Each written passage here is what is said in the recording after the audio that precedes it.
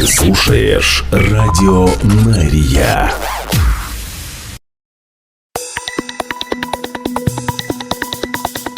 Израильская служба новостей в прямом эфире на Радио Мария. Здравствуйте. Сегодня среда, 19 марта. Мы начинаем.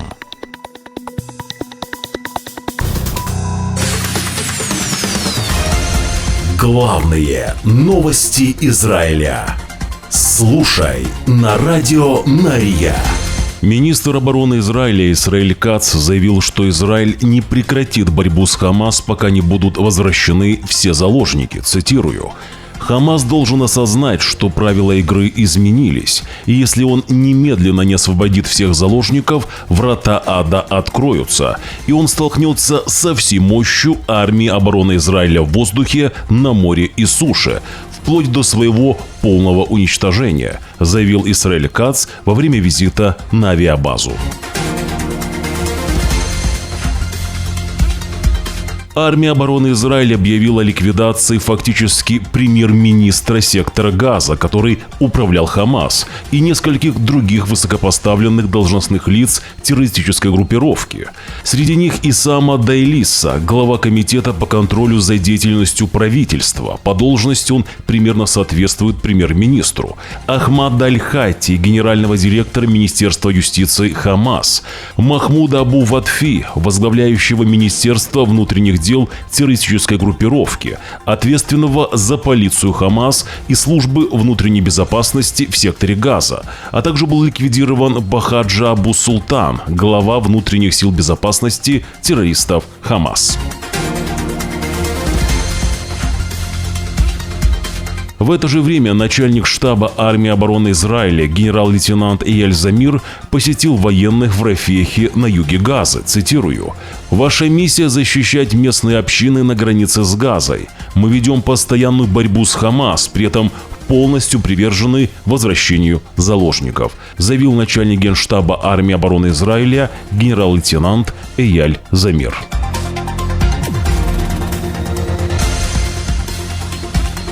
Хамас призывает дружественные страны оказать давление на правительство США, чтобы оно прекратило возобновление авиаударов Израиля по сектору Газа. «Мы призываем дружественные страны оказать давление на администрацию США, чтобы она прекратила эту агрессию против мирных жителей», говорится в заявлении террористов Хамас.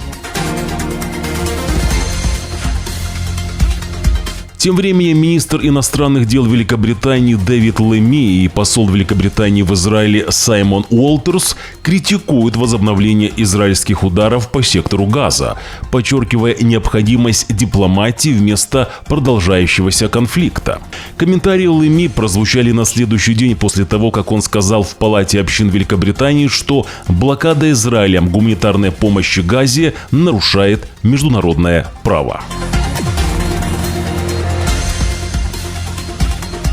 Франция также осуждает израильские авиаудары в секторе Газа. В заявлении, сделанном на пресс-конференции в Министерстве иностранных дел, Франция призывает к немедленному прекращению огня и возвращению к переговорам. Франция призывает Израиль защитить мирных жителей и прекратить блокировать гуманитарную помощь, воду и электричество, поступающие в сектор Газа. Она также призывает к безоговорочному освобождению всех заложников, которые удерживаются в секторе Газа. Президент Турции Раджеп Тайип Эрдоган называет Израиль государством террора. Цитирую. «Сионистский режим в очередной раз продемонстрировал, что это террористическое государство, которое питается жизнями и слезами невинных», сказал Эрдоган на праздничном ужине в честь окончания поста в Рамадан.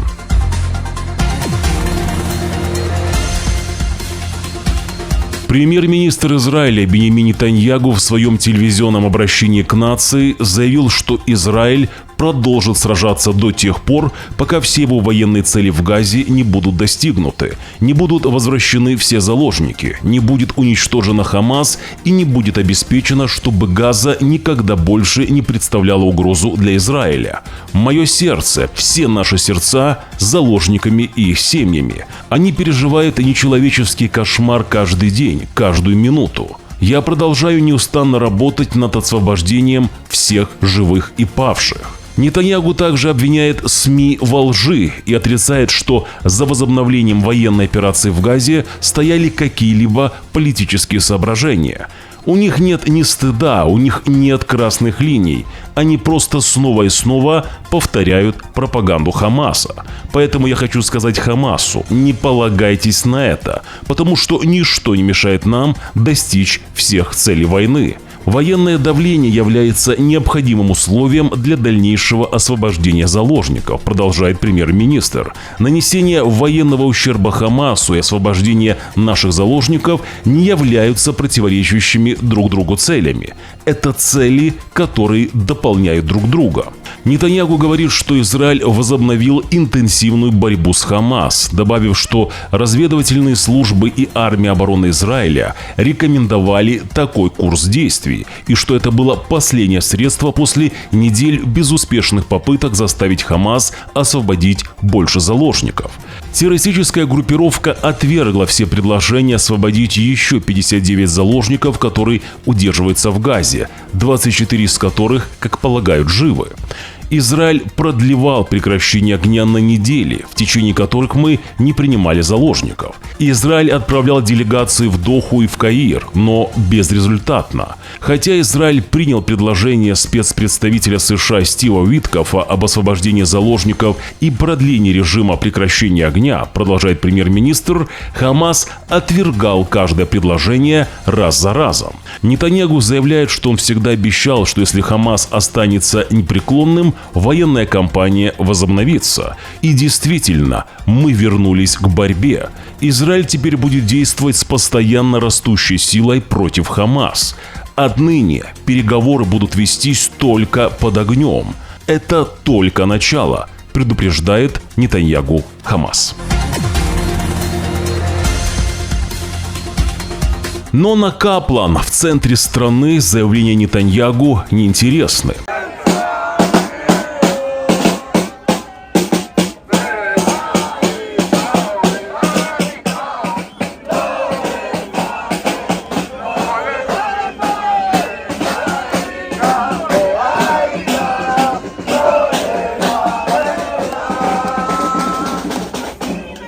Протестующие всю ночь жгли костры, автомобильные покрышки и ходили в масках с лицом Нетаньяху.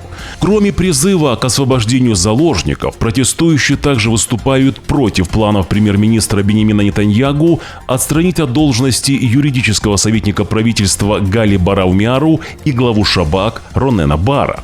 Протест включал и выступление матери заложника Матана Зангаукера Эйнав Зангаукер. Протестующие скандируют: «Пришло время свергнуть диктатора», имея в виду Биньямина Нетаньяху. Сегодня же ночью, 19 марта, нам написали жители центра страны, что такого кошмара в Тель-Авиве уже не было давно, цитирую. Они кричали до утра, мой сын просыпался. Сегодня мне идти на работу, а мы не спали. Запах дыма от покрышек въелся в стены моей квартиры. Весь Тель-Авив был в дыму от горения костров. Кто за это платит, пишет женщина. Пожалуйста, не публикуйте мое имя, написала наша слушательница. Наши же корреспонденты вышли ночью посмотреть, реально ли жгут покрышки в центре Израиля. И сообщение от слушательницы подтвердилось.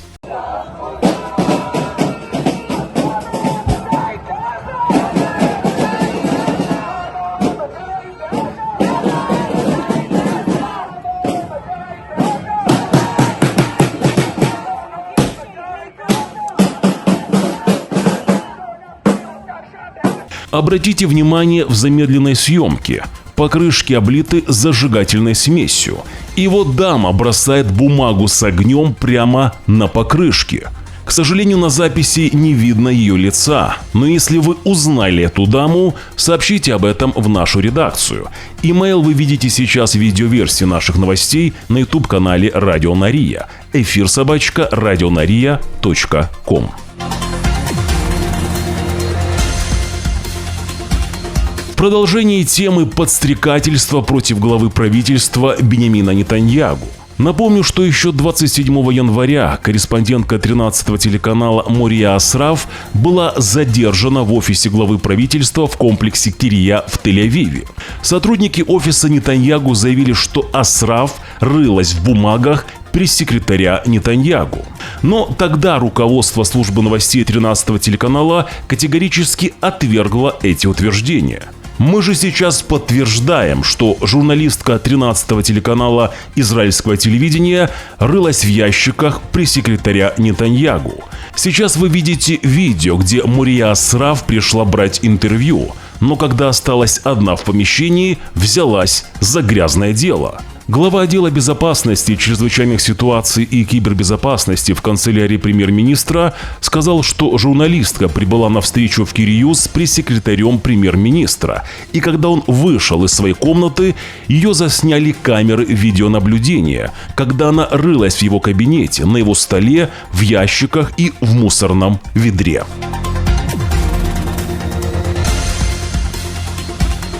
Юридический советник правительства Гали Барав-Миара сообщила премьер-министру Израиля Биньямину Нетаньягу, что он не может уволить главу Шабак Ронена Бара, пока не получит рекомендацию по этому вопросу от ключевого консультативного комитета по назначениям на руководящие должности. В резком письме Нетаньягу в ответ на гневное послание, которое Нетаньягу ранее направил юридическому советнику Гали Барав-Миаре, она сообщает премьер-министру, что он даже не может провести заседание Кабинета министров по этому вопросу из-за необходимости участия консультативного комитета. Добавлю, что консультативный комитет по назначениям на высшие должности проверяет кандидатов на 7 важнейших должностей государственной службы страны. Но постановление Кабинета министров от 2016 года предусматривает, что комитет должен одобрить увольнение любого должностного лица, ранее одобренного комиссией.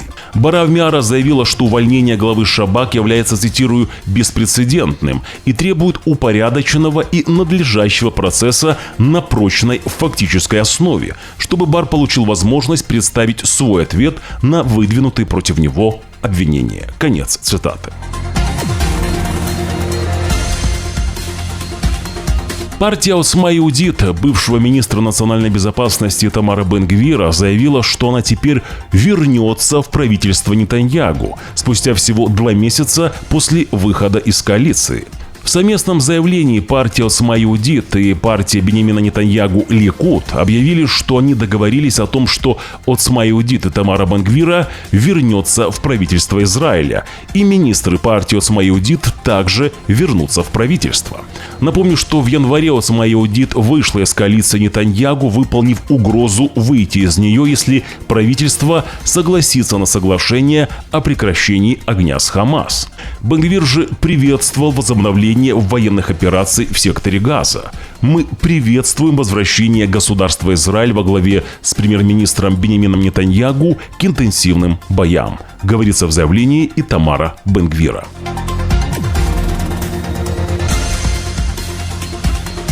В это же время в кратком заявлении для прессы юридический советник правительства Гали Барав-Миара сообщила премьер-министру Биньямину Нетаньягу, что у него не получится уже вернуть Итамара Бен-Гвира. Цитирую: «С юридической точки зрения невозможно назначить лидера партии Осма Иудит Итамара Бен-Гвира министром национальной безопасности на данный момент». Конец цитаты.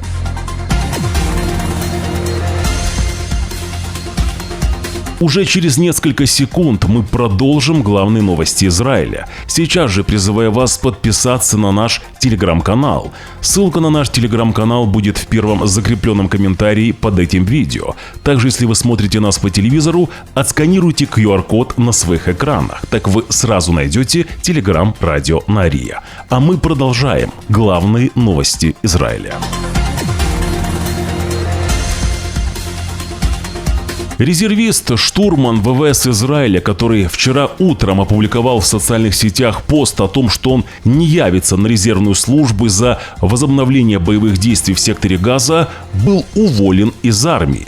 Резервист написал в своем посте, что он сообщил своим начальникам, что была пересечена черта, точка, где государство снова бросает своих граждан среди белого дня, в которой циничные и холодные политические соображения превосходят все остальные соображения, где человеческая жизнь теряет свою ценность, где король становится важнее королевства, и этого больше не будет, написал резервист. В ответ же армия обороны Израиля заявила, цитирую, «Служба резервиста летного экипажа была прекращена навсегда». Конец цитаты.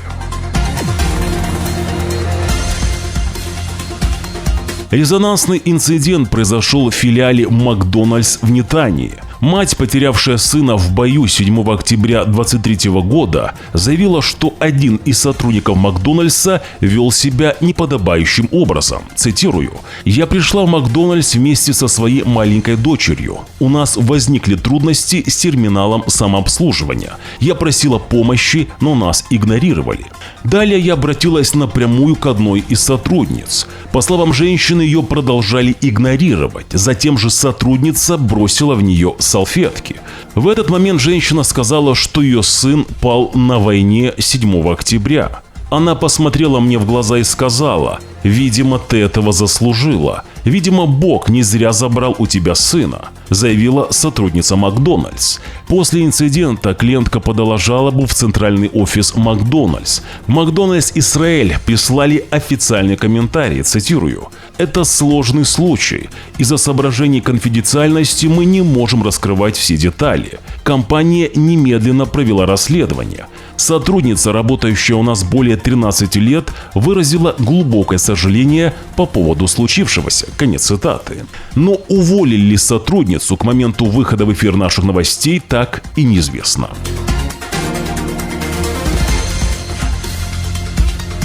Внимание! Мошенники в интернете, которые делают новости Израиля. Мошенники используют обложки своих видео, которые очень напоминают обложки видео канала Радио Нария.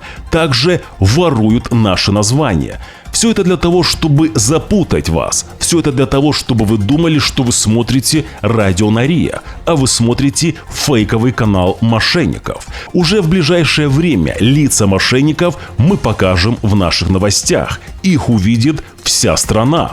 Добавлю, что на оригинальном канале Радио Нария на обложке видео указано, что это Радио Нария. Такая же информация есть и на нашем резервном канале. Не смотрите фейки и ложь.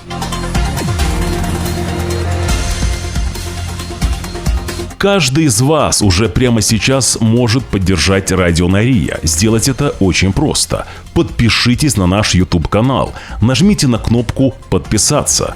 Также под видео нажмите на палец вверх, если видео вам понравилось, или же на палец вниз, если видео не понравилось. Оставьте свой комментарий. Благодарность и нашим спонсорам. Их имена вы сейчас видите на своих экранах. Израильская служба новостей желает вам успешного дня. Завтра, в четверг, 20 марта, в 6 часов утра по Иерусалиму, мы снова в прямом эфире. Вы должны знать правду. До встречи.